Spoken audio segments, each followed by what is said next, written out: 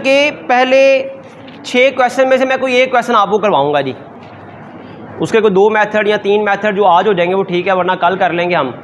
इन 6 में से कोई 1-2 की मैं प्रैक्टिस के लिए आपको दे दूंगा, वो 1-2 प्रैक्टिस आप कर लीजिएगा। ये 6 ऑटोमेटिकली क्लियर हो जाएंगे इंशाल्लाह ताला। हम अभी क्वेश्चन करने जा रहे हैं जी, क्वेश्चन नंबर 4। क्वेश्चन नंबर 4 करने जा रहे हैं जी। टोटल 4 मेथड हैं, चारों मेथड से ही क्वेश्चन करते हैं। कोशिश करते हैं 2 मेथड आज हो जाएं, 2 मेथड कल करके हमारा ये टॉपिक जो है ना पहले 6 क्वेश्चन क्लियर हो जाएंगे इंशाल्लाह ताला। क्वेश्चन नंबर 4 है पेज नंबर 430 पर। क्वेश्चन नंबर 4 पेज नंबर 430 पर। Kasim chemical company uses chemical का नाम है जी केमिकल के as one of the raw material in its manufacturing operations. Company के मैन्युफैक्चरिंग ऑपरेशंस में इस्तेमाल होने वाला केमिकल के है। Inventory of this item of material as on December 1 1 दिसंबर का बैलेंस दिया हुआ है आपको। मटीरियल के बारे में बताया हुआ है कि 1 दिसंबर को कितना था। 1 दिसंबर को मटीरियल कितना था, कंसिस्टेड ऑफ 400 kg, 400 किलोग्राम है, और उसकी कॉस्ट है 1800 रुपया। 400 किलोग्राम का मटीरियल 1 दिसंबर को ओपनिंग पड़ा हुआ था और उसकी कीमत बनती है जी 1800 रुपया। ड्यूरिंग द मंथ, इस महीने में ये वाली एक्टिविटी हुई, मतलब कितनी बार इन हुआ, कितनी बार आउट हुआ। देखें जरा शाबाश। 400 किलोग्राम ओपनिंग था, उसकी कीमत 1800 रुपया थी। During the month of following activity in the raw material chemical के वाज रिकॉर्डेड। क्या एक्टिविटी है जी? December 4 इनवाइस नंबर 780, इस नंबर से हमारा कोई कंसर्न नहीं है 780 से। इनवाइस नंबर ये बताता है भाई आपने कितना खरीदा। इनवाइस का मतलब है परचेज कितना किया। तो ये आपको as a student of accounting पता होना चाहिए कि जब भी कोई चीज़ खरीदी जाती है उसकी इनवाइस आती है। तो इनवाइस शो करती है भाई उसकी परचेजेस कितनी है। 250 किलोग्राम आपने खरीदा 1200 रुपये का। फिर रिक्विजिशन December 10 को क्या लिखा हुआ है? रिक्विजिशन एज अ अकाउंटेंट आपको पता होना चाहिए, जब भी स्टॉक खरीदा जाता है ना उसे गोडाउन में रखा जाता है। फिर फैक्ट्री के जिस डिपार्टमेंट को मटेरियल चाहिए होता है ना वो रिक्वेस्ट भेजता है, गोडाउन वालों को रिक्वेस्ट भेजी जाती है कि भाई हमें गोडाउन से इतना मटेरियल पहुंचाया जाए। तो रिक्विजिशन शो करती है कितना मटेरियल यूज हो रहा है, इनवाइस शो करती है मटेरियल कितना खरीदा जा रहा है, और रिक्विजिशन क्या शो करती है कितना मटेरियल फैक्ट्री में इस्तेमाल हो रहा है, जिसकी रिक्वेस्ट गई है भाई हमें ये भेजा जाए। वो 200 किलोग्राम भेजा गया जी, इसी तरह तरतीब के साथ। फिर 14 दिसंबर को फिर इनवाइस है, फिर ख़रीदा है आपने। 18 दिसंबर को फिर रिक्विजिशन है, इस्तेमाल किया आपने। फिर 20 दिसंबर को दोबारा आपने रिक्विजिशन इस्तेमाल किया है। फिर 24 दिसंबर को आपने क्या किया हुआ, इनवाइस फिर ख़रीदा है आपने 200 किलोग्राम 1000 रुपीज़ का। और December 31 को रिक्विजिशन नंबर 909 के मुताबिक आपने 220 kg इस्तेमाल किया है। रिक्वायरमेंट क्या है? प्रिपेयर द मटीरियल, या स्टोर लेजर कार्ड या इन्वेंट्री लेजर कार्ड भी कहते हैं इसको। वो जो कार्ड कल मैंने बनाया था ना छोटा सा एक, जिसमें परचेज, यूज्ड और साथ साथ हम बैलेंस अपडेट कर रहे थे। परपेचुअल इन्वेंट्री कार्ड भी कहते हैं इसे मटीरियल लेजर कार्ड भी कहते हैं, स्टोर लेजर कार्ड भी कहते हैं। वो कार्ड हमने बनाना है बेसिकली। किस मेथड से? अच्छा ये याद रखना है क्योंकि बाकी 6 क्वेश्चन आपने करने हैं, उनमें से कोई 1-2 करने हैं आपने। हमेशा तारीख के लिहाज से चलना है, क्रोनोलॉजिकली। ये नहीं कि आप पहले सारी परचेजेस लिख लें बाद में सारे यूज़ लिख लें, इस तरह नहीं करना आपने। डेट के लिहाज से जैसे जैसे ख़रीद रहे हैं उसके बाद जब परचेज़ किया उसकी तारीख आ जाती है वो कर लेना आपने। फिर इस परचेज़ किया, फिर यूज़ किया, क्रोनोलॉजिकली चलना है जी आपने। Prepare the material ledger card showing the date, invoice number, requisition number, unit cost and amount. Unit cost भी बतानी है, अमाउंट भी बतानी है। हमें यूनिट्स दिए हुए हैं और टोटल अमाउंट दी हुई है। देख लें ज़रा, हर परचेज़ के बारे में, हर परचेज़ के बारे में हमें यूनिट्स दिए हुए हैं और टोटल अमाउंट। पर यूनिट नहीं दिया हुआ तो पर यूनिट हम साथ साथ निकालते जाएंगे। Using FIFO method, LIFO method and moving average. 3 method पूछे हुए हैं। चौथा मेथड भी मैंने बताया था। 3 कॉमन मेथड हैं, एक मेथड है मोस्ट रिसेंट परचेज प्राइस। हम इस क्वेश्चन में वो भी अप्लाई कर लेंगे ताकि हमें चारों मेथड पता चलें और पहले 6 के 6 क्वेश्चन हमारे क्लियर हो जाएंगे। तो सबसे पहले हम मटीरियल लेजर कार्ड बनाते हैं जी फाइफो मेथड के मुताबिक, कि वही मेथड जो कल हमने समझा था उसके मुताबिक हमने मटेरियल की रिकॉर्डिंग कैसे करनी है, कॉस्टिंग कैसे करनी है। कॉस्टिंग ऑफ मटेरियल से रिलेटेड कल मैं समझा चुका हूं आपको कि कॉस्टिंग ऑफ मटेरियल का मतलब क्या होता है। भला हमने फाइंड आउट करना है मटेरियल कितना यूज हुआ और मटेरियल, कॉस्टिंग ऑफ मटेरियल का मतलब मैंने कल क्या बताया था आपको, शाबाश, कॉस्ट ऑफ मटेरियल यूज कितनी है और कॉस्ट ऑफ एंडिंग मटेरियल कितना है। तो ये हम स्टोर लेजर कार्ड या परपेचुअल इन्वेंट्री कार्ड या मटेरियल लेजर कार्ड भी कहते हैं इसको, इसके ज़रिए हम बनाएंगे जी। मटेरियल लेजर कार्ड भी कहते हैं इसको, इसको स्टोर लेजर कार्ड भी कहते हैं और बेटा इसी को परपेचुअल इन्वेंट्री कार्ड भी कहते हैं।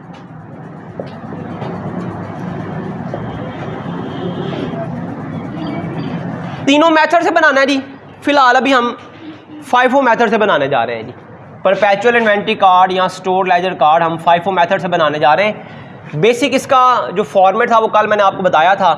परपेचुअल इन्वेंट्री सिस्टम का मतलब भी बताया था कि हमने साथ साथ इन्वेंट्री को क्या करते जाना है, अपडेट करते जाना है। जैसे ही खरीदेंगे बैलेंस को अपडेट कर देना है, जैसे यूज़ करेंगे बैलेंस को अपडेट करके कम कर देना है जी हमने। तो पहला कॉलम आपने डेट का बनाना है जी, दूसरा कॉलम जो है ये परचेजेस के लिए, तीसरा कॉलम जो है ये यूज्ड के लिए, रिक्विजिशन के लिए, और फोर्थ कॉलम जो होगा ये बैलेंस के लिए होगा जी।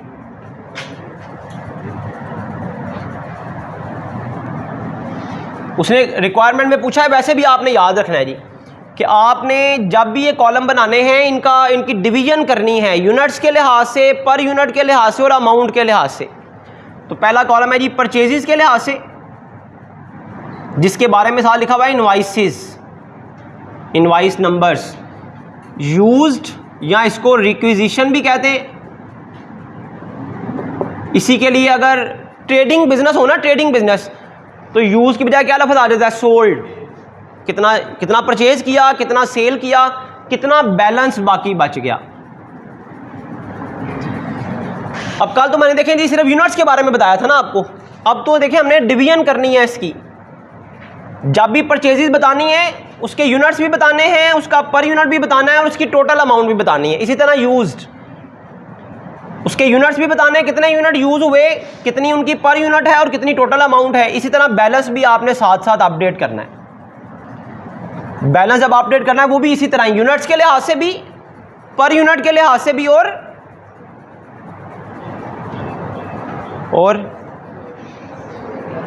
सोए हुए टेक हटाएं, शाबाश, रजिस्टर खोलें अपने अपने, आ जाए बेटा आ जाए।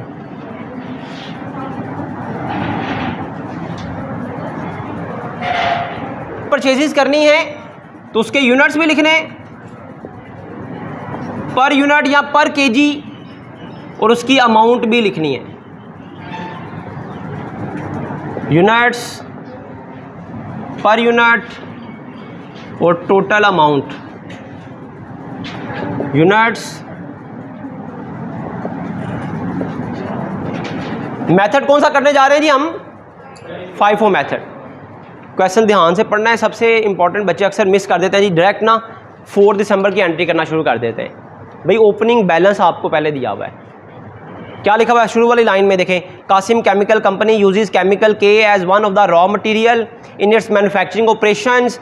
Inventory of this item of raw material as on December 1 consisted of 1 दिसंबर को आपके पास इसका ओपनिंग बैलेंस पड़ा हुआ है। कितना ओपनिंग बैलेंस पड़ा हुआ है जी? 400 kg। तो सबसे पहले आपने बैलेंस लिखना है। आप अगर आपके पास बैलेंस होगा तो सबसे पहले बैलेंस लिखेंगे आप। 400 kg कितने का है? 400 kg का रेट है 1800 रुपया। तो पर यूनिट निकाल सकते हैं ना हम, 1800 डिवाइडेड बाय 400, तो पर यूनिट रेट आपके पास आ जाएगा। कितना आएगा? 4.5 पर केजी रेट है जी।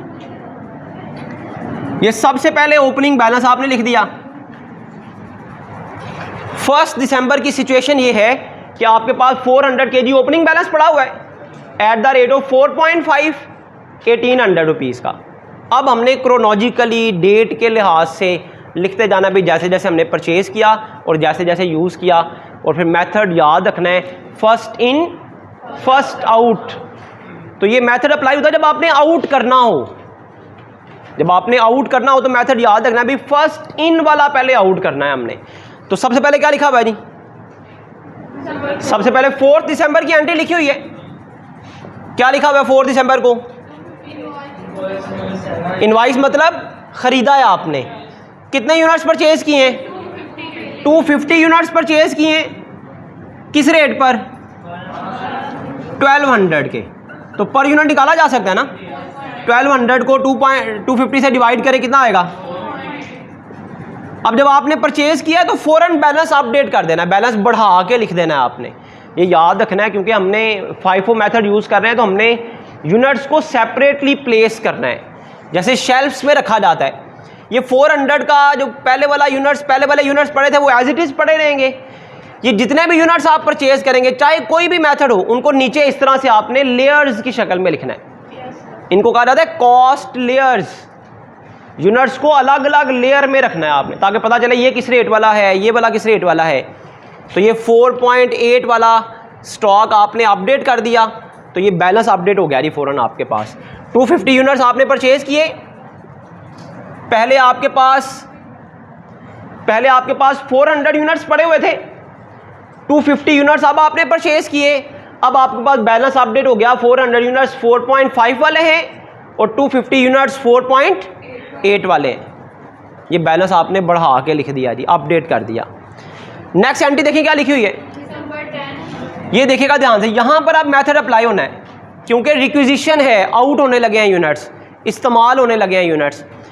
तो अब कितने यूनिट इस्तेमाल किए हैं आपने? इनका देखिए रेट नहीं लिखा हुआ, इनका रेट नहीं लिखा हुआ भाई। रेट आपने मेथड के मुताबिक डिसाइड करना है। जब आप परचेज करते हैं तो आप जिससे परचेज करते हैं वो रेट आपको बताता है भाई रेट क्या होगा। लेकिन जब आपने यूज़ करना है, ये तो आपका इंटरनल मैटर है ना।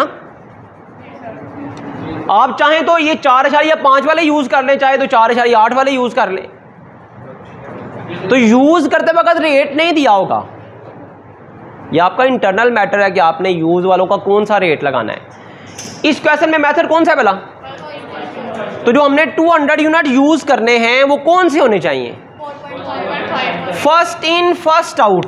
इनमें से फर्स्ट वाले ये हैं, ये ऊपर वाली लेयर फर्स्ट वाली है। तो जो 200 यूनिट हमने इस्तेमाल करने हैं उन पर रेट कौन सा लगाना है हमने? 4.5 वाला।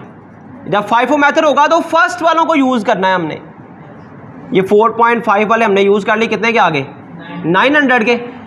अब जैसे ही आपने यूज़ करना है बैलेंस को अपडेट कर देना है। 200 यूज़ करने से क्या होगा? बैलेंस कम हो जाएंगे ना। जब आप बाजू खोलेंगे तो समझ आनी कि मैंने भी एंड तक बताते रहना 8वें सेमेस्टर तक आपको, मुझे उम्मीद है। 400 यूनिट्स में से तो बाकी बैलेंस में कितने बचे? 200 यूनिट्स। 4.5 के हिसाब से कितने के? 900 के। ये 250 वैसे के वैसे ही पड़े हुए हैं। तो ये है परपेचुअल सिस्टम कि आपने जब खरीदा था तो फौरन बैलेंस को अपडेट कर दिया, बढ़ा दिया। जैसे यूज़ किया बैलेंस को फौरन आपने अपडेट करके कम कर दिया। ये FIFO मेथड है। दोबारा देखिए आप भाई, बार बार रेपिटेशन है इसी काम की। 10 दिसंबर के बाद कौन सी एंट्री है देखें, 14 दिसंबर को क्या किया आपने, 14 दिसंबर को आपने 300 kg परचेज किया। 14 दिसंबर को 300 kg परचेज किया, कितने का, 1470 का। पर यूनिट रेट क्या आ गया, 4.9। इसको कहाँ रख देना, अब जैसे ही खरीदेंगे बैलेंस को बढ़ा के लिख देंगे, बैलेंस अपडेट कर देंगे। 2 लेयर्स तो ऑलरेडी पड़ी हुई है ना आपके पास, ये वैसे की वैसे ही रहेंगी, चाहे मेथड कोई भी होगा, बैलेंस में लिखने का तरीका नहीं चेंज होना। ये ऑलरेडी पड़े हुए थे, 300 जो आप खरीदे वो सबसे एंड पे लिखे जाएंगे। ये बताएगा हमें लास्ट वाले ये हैं, फर्स्ट वाले ये हैं। तो लेयर्स में लिखने का, बैलेंस में लिखने का तरीका यही रहना है, चाहे मेथड FIFO हो चाहे LIFO हो। 300 यूनिट्स अब आपने परचेज किए हैं 4.9 के लिहाज से 1470 रुपीज़ के। तो जैसे ही खरीदा हमने बैलेंस बढ़ा के लिख दिया या अपडेट करके लिख दिया। वही काम बार बार आपने करना। नेक्स्ट देखिए फिर क्या लिखा हुआ है जी, 14 दिसंबर के बाद 18 दिसंबर को फिर आपने यूनिट यूज़ किए हैं जी। रिक्विजिशन 18 दिसंबर को कितने यूनिट यूज़ किए हैं, फिर देख लें, फिर उसका रेट नहीं दिया हुआ आपको, क्योंकि रेट आपने खुद डिसाइड करना है रिक्विजिशन का। मेथड कौन सा है, FIFO मेथड है। इनमें से कौन सा यूनिट यूज़ करने हैं, फर्स्ट वाले, इस रेट वाले 4.5 वाले। जब ये यूज़ हो जाएंगे ये लेयर सारी ख़त्म हो जाएगी। 200 यूनिट्स 4.5 के हिसाब से 900 के, अब ये वाली लेयर ऊपर चले जाएगी, ये लाइन तो ख़त्म हो गई ना। तो ये 250 यूनिट्स 4.8 के हिसाब से 1200 के, और ये 300 यूनिट एज इट इज़ हैं 1470 रुपीज़। तो ये बैलेंस देखें जी 18 दिसंबर तक अपडेट हो गया। वही जो कंप्यूटर काम करता है वो आप मैनुअली कर रहे हैं।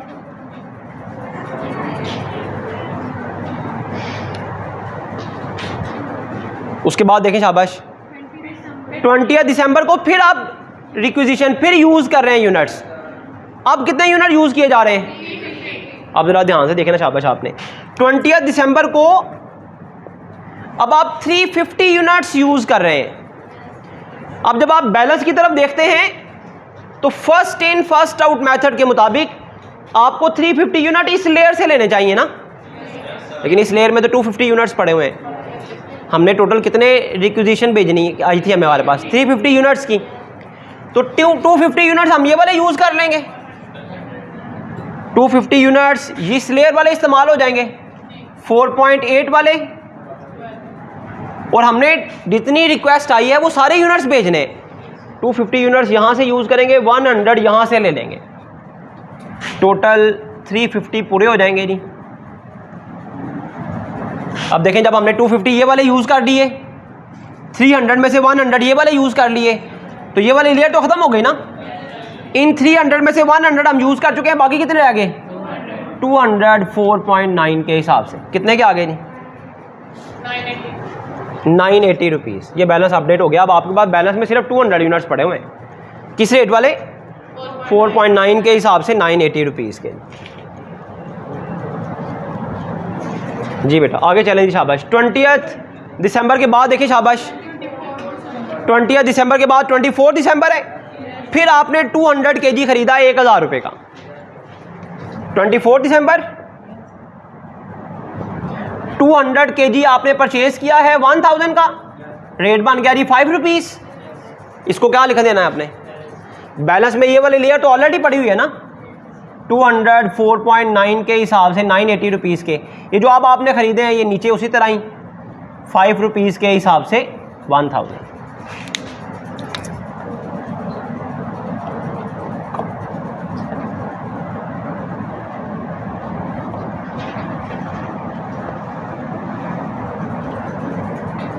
जी बेटा 24 दिसंबर के बाद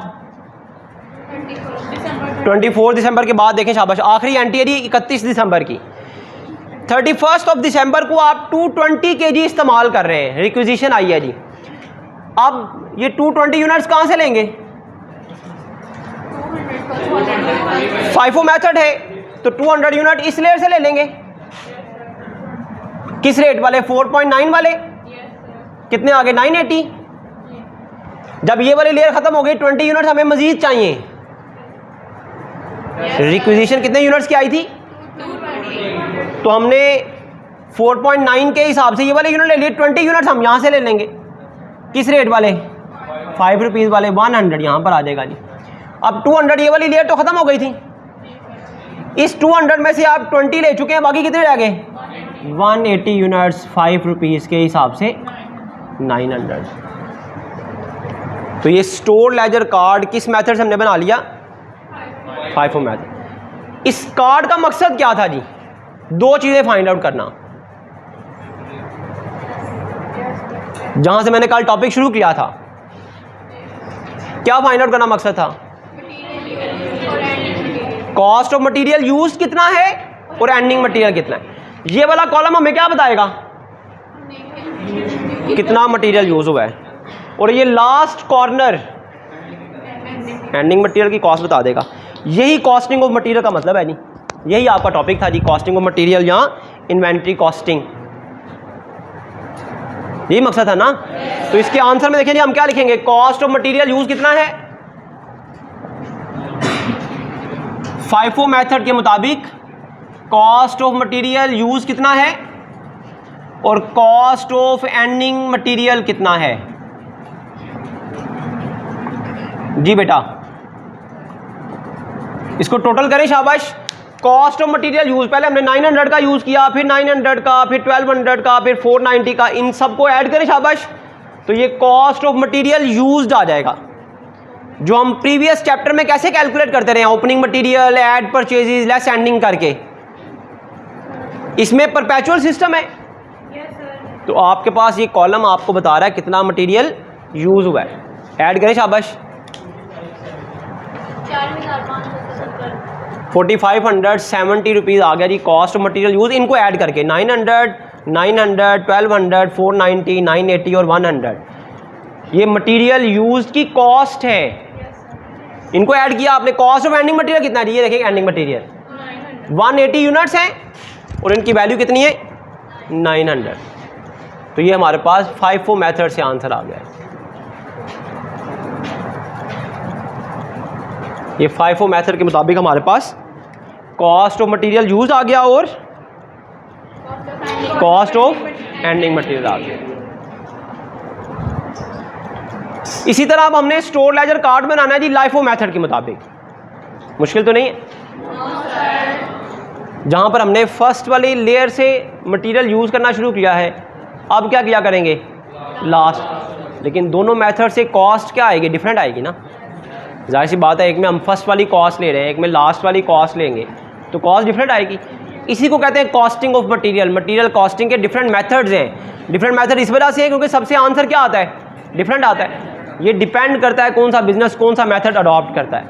मैंने कल आपको नेचर ऑफ प्रोडक्ट बताई थी। नेचर ऑफ प्रोडक्ट के लिहाज से आपकी तरतीब डिफरेंट हो सकती है। जैसे मैंने बताया जी, जिनकी प्रोडक्ट ख़राब होने वाली होती हैं, एक्सपायरी वाली होती हैं, वो first in first out use करते हैं। जिनके टेक्नोलॉजिकल प्रोडक्ट्स हैं, इनोवेटिव प्रोडक्ट्स हैं, वो आमतौर पर LIFO मेथड यूज़ करते हैं। हो सकता है आप अप्लाई डिफरेंट मेथड कर रहे हों और थ्योरेटिकली अकाउंट्स में डिफरेंट मेथड अडॉप्ट कर रहे हों। ये बहरहाल एक बिज़नेस पे डिपेंड करता है कि वो कौन सा मेथड अडॉप्ट करता है। अब हम स्टोर लेजर कार्ड बनाते हैं जी किस मेथड से? मटीरियल लेजर कार्ड या स्टोर लेजर कार्ड बनाने जा रहे हैं जी हम LIFO मेथड से। इसको परपेचुअल इन्वेंट्री कार्ड भी कहते हैं। सेम उसी तरह ही जी, फॉर्मेट वैसे ही बनेगा।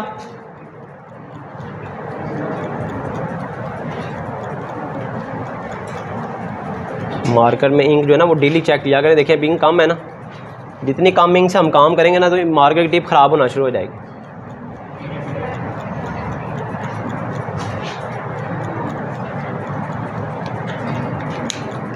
सबसे पहले डेट का कॉलम,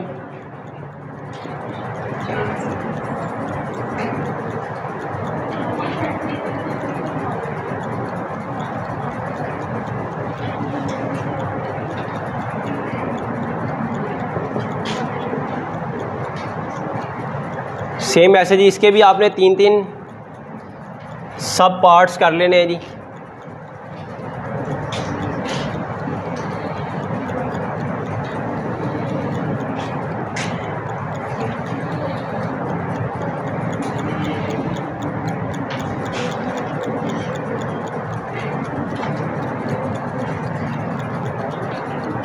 सबसे पहले यूनिट्स, पर यूनिट, अमाउंट भी लिख सकते हैं, टोटल भी लिख सकते हैं। यहाँ यूनिट्स की जगह पर आप अगर यूनिट कौन सा इस्तेमाल करें, केजी में इस्तेमाल कर रहे हैं तो आप पर केजी भी लिख सकते हैं, पाउंड है तो पाउंड लिख सकते हैं। ये बारह जनरल मैं बता रहा हूँ जी आपको, पर यूनिट और अमाउंट।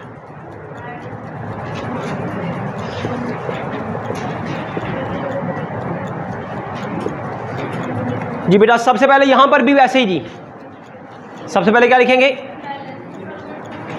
फरमान, क्या लिखेंगे सबसे पहले? सबसे पहले 1 दिसंबर का ओपनिंग बैलेंस जी। 1 दिसंबर का ओपनिंग बैलेंस कितना है जी? 400 kg है, 4.5 के हिसाब से 1800। हर बार जब आपने बैलेंस अपडेट करना है तो लाइन लगा देनी है, सेपरेटर लाइन लगा देनी है, ताकि किसी भी वक्त आप इस कार्ड को देखकर अपने बैलेंस की पोजीशन जान सकें, कितना मटेरियल यूज़ हुआ है ये जान सकें। देखिए ना, अगर आपने 10 दिसंबर तक पता चलाना हो, 10 दिसंबर तक कि कितना मटेरियल यूज़ हुआ है, तो ये कॉलम आपको बता देगा 900 का मटेरियल यूज़ हुआ है। कितना एंडिंग बैलेंस है? तो यही परपेचुअल सिस्टम कहलाता है कि किसी भी लम्हे आप ये पता चला सकते हैं कितना मटेरियल अब तक ख़रीदा गया, कितना यूज़ हो गया, कितना बैलेंस है। इसी को परपेचुअल सिस्टम कहते हैं। 1 दिसंबर के बाद देखें जी, शाबाश, नेक्स्ट एंट्री कौन सी है? 4 दिसंबर को क्या लिखा हुआ है? 4 दिसंबर को क्या किया जी आपने? 250 यूनिट्स परचेज किए आपने। अब मेथड बेशक FIFO है, अब LIFO है बेशक। 250 यूनिट खरीदे हैं आपने 4.8 के लिहाज से। जब आपने इसको बैलेंस में लिखना है तो बैलेंस का तरीका नहीं चेंज होना।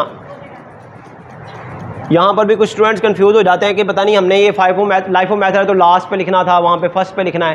भाई मेथड अप्लाई होता है सिर्फ आउट करते वक्त, यूज़ करते वक्त। अदरवाइज बैलेंस जब आपने यूनिट्स खरीदने हैं तो उनकी प्लेसमेंट का तरीका नहीं चेंज होता। ये 400 यूनिट्स पहले पड़े हुए थे, 250 अब आपने खरीद लिए। बेशक देखें जी, पहले FIFO मेथड था, फिर भी आपने नीचे रखा था यूनिट्स को। ये LIFO मेथड है, यहाँ पर भी लेयर्स में यूनिट्स को रखने का तरीका वही है, 4.8 1200। तो ये बैलेंस आपका अपडेट हो गया 4 दिसंबर का। 4 दिसंबर के बाद देखें शाबाश, 4 दिसंबर के बाद 10 दिसंबर। 10 दिसंबर को क्या किया जी आपने? 200 यूनिट्स यूज़ किए, 200 यूनिट्स। अब जब यूज़ करने हैं 200 यूनिट्स, यूज़ का मतलब है आपने इशू करने हैं, यूज़ करने हैं, आउट करने हैं। अब मेथड देखा जाएगा कौन सा मेथड है, LIFO मेथड है। तो ये 200 यूनिट्स इन दोनों में से कौन से लेने हैं? लास्ट वाले। पहले हमने देखे जी फर्स्ट वाले लिए थे, क्योंकि first in first out method था। अब last in first out method है तो 200 यूनिट जो हम यूज़ करेंगे वो लास्ट वाले होंगे।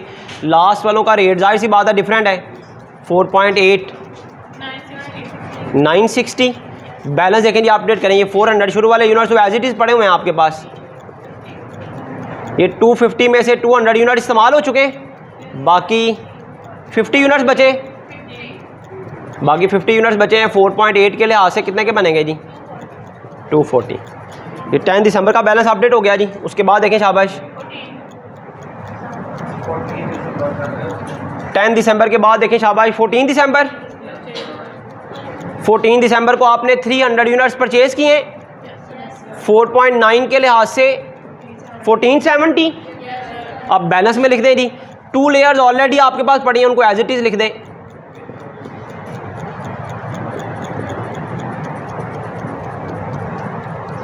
अब जो यूनिट्स खरीदे हैं आपने, ये सबसे एंड पर आ जाएंगे जी, 4.9 1470। उसके बाद देखें शाबाश, 14 दिसंबर के बाद 18 दिसंबर को क्या हुआ? 18 दिसंबर को आपने 200 यूनिट्स रिक्विजिशन यूज़ किए हैं जी। मेथड कौन सा है? तो 200 यूनिट्स यहाँ से लेंगे, इस रेट वाले जी, 200 units at the rate of 4.9 980 rupees के आ गई। फिर बैलेंस अपडेट कर लें, ये 400 यूनिट शुरू वाले वैसे के वैसे ही पड़े हुए, ये 50 यूनिट भी एज इट इज़। इन 300 में से 200 आप यूज़ कर चुके हैं, बाकी 100 रह चुके हैं जी 4.9 के लिहाज से 490 रुपीज़ के। 18 दिसंबर के बाद देखें शाबाश, 18 दिसंबर के बाद है जी 20 दिसंबर। 20 दिसंबर को क्या लिखा हुआ है जी?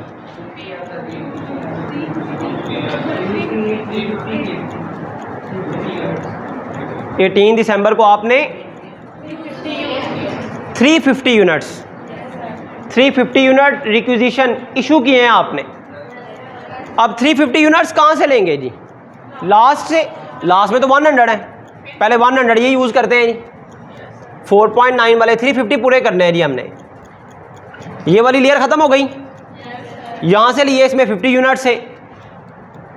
ये ऐसे समझे जैसे शेल्फ पे सामान पड़ा हुआ है और आपने तरतीब से लेना है ताकि लास्ट वाला पहले इस्तेमाल हो, फर्स्ट वाला लास्ट पे इस्तेमाल हो। तो 200 100 यहाँ से ले लिए, 50 यहाँ से ले लिए, अभी भी 200 चाहिए, वो अब यहाँ से ले लेंगे जी हम। 200 यूनिट्स 4.5 के लिहाज से 900। अब बैलेंस में देखें जी, ये वाली लेयर भी ख़त्म हो चुकी है, ये वाली लेयर भी ख़त्म हो गई है। इन 400 में से 200 ले चुके हैं हम ऑलरेडी, बाकी 200 आ जाएंगे जी 4.5 के लिहाज से 900। 20 दिसंबर के बाद देखें शाबाश, 20 दिसंबर के बाद 24 दिसंबर 200 यूनिट्स परचेज़ किए हैं आपने 5 रुपीज़ के लिहाज से 1000 के। तो बैलेंस में देखें जी 200 यूनिट्स ऑलरेडी थे जो अब आपने ख़रीदे हैं, ये लास्ट पे लिखे जाएंगे 1000। 24 दिसंबर के बाद देखें शाबाश, लास्ट एंट्री जी 31 दिसंबर की। 31 दिसंबर को कितने यूनिट आपने यूज़ किए हैं? 220 यूनिट्स यूज़ किए हैं। मेथड कौन सा है जी? लाइफो। तो लास्ट से शुरू करेंगे, लास्ट से शुरू करेंगे तो ये 200 यूनिट्स हैं 5 रुपीज़ के लिहाज से। 200 यूनिट्स हैं 5 रुपीज़ के लिहाज से 1000 के। 220 यूनिट्स हमें चाहिए, ये वाली लेयर ख़त्म होगी तो यहाँ से 20 यूनिट्स ले लेंगे 4.5 90 आ जाएगा। अब देखें जी, ये वाली लेयर जब बैलेंस अपडेट करना है, ये वाली लेयर ख़त्म हो चुकी है। इन 200 में से 20 हम ले चुके हैं, बाकी कितने बचेंगे? 180 यूनिट्स 4.5 के हिसाब से 810 रुपीज़। तो ये आपके पास स्टोर या मटेरियल या परपेचुअल इन्वेंट्री कार्ड बन गया लाइफो मेथड से जी। अब लाइफो मेथड के मुताबिक